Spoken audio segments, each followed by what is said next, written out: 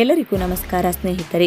ವಿಜಯಲಕ್ಷ್ಮಿ ಹಾಗೂ ಪವಿತ್ರ ಗೌಡ ಅವರ ವಿವಾದ ಬಗೆಹರಿಯುವ ಮೊದಲೇ ಇದೀಗ ಪವಿತ್ರ ಗೌಡ ಅವರು ಕೈಯಲ್ಲಿ ದರ್ಶನ್ ಅವರ ಟ್ಯಾಟೂವನ್ನು ಹಾಕಿಸಿಕೊಂಡು ವಿಜಯಲಕ್ಷ್ಮಿ ಅವರಿಗೆ ಶಾಕ್ ಕೊಟ್ಟಿದ್ದಾರೆ.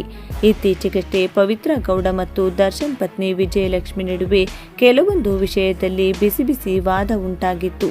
ಇವರಿಬ್ಬರು ಸೋಷಿಯಲ್ ಮೀಡಿಯಾದಲ್ಲಿ ಆರೋಪ ಪ್ರತ್ಯಾರೋಪಗಳನ್ನು ಮಾಡಿದ್ದರು.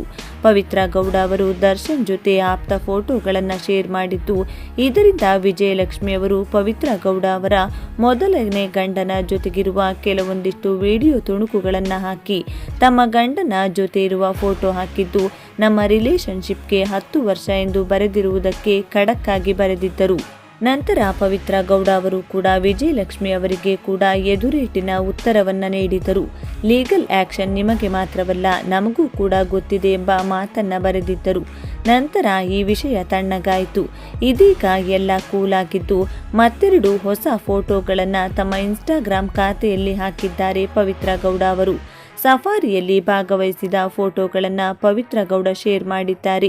ಜೊತೆಗೆ ಈ ಭೂಮಿಯ ಕಲೆ ಛಾಯಾಗ್ರಾಹಕ ಕೇವಲ ಸಾಕ್ಷಿ ಎಂದು ಬರೆದಿದ್ದಾರೆ. ಇದಷ್ಟೇ ಆಗಿದ್ದರೆ ಪರವಾಗಿಲ್ಲ, ಆದರೆ ನೀವು ಈ ಫೋಟೋಗಳನ್ನು ಸೂಕ್ಷ್ಮವಾಗಿ ಗಮನಿಸಿದರೆ ಪವಿತ್ರ ಗೌಡ ಅವರ ಕೈಯಲ್ಲಿ ಡಿ ಹಾಗೂ ಪಿ ಎಂಬ ಅಕ್ಷರದ ಟ್ಯಾಟೂ ಕಂಡಿದೆ. ಇದನ್ನು ನೋಡಿದ್ದೇ ತಡ ನೆಟ್ಟಿಗರಿಂದ ಬಗೆ ಬಗೆಯ ಕಮೆಂಟ್ಗಳು ಬರ್ತಾ ಇದೆ.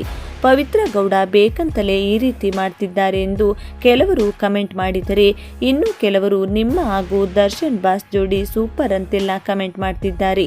ಇದನ್ನ ನೋಡಿ ದರ್ಶನ್ ಪತ್ನಿ ವಿಜಯಲಕ್ಷ್ಮಿ ಅವರು ಏನಾದರೂ ರಿಯಾಕ್ಷನ್ ಮಾಡ್ತಾರೆ ಎಂದು ಕಾದು ನೋಡಬೇಕು. ಈ ಬಗ್ಗೆ ನೀವೇನು ಹೇಳ್ತೀರಾ? ತಪ್ಪದೆ ನಿಮ್ಮ ಅನಿಸಿಕೆಗಳನ್ನು ಕಮೆಂಟ್ ಮಾಡಿ. ಧನ್ಯವಾದಗಳು.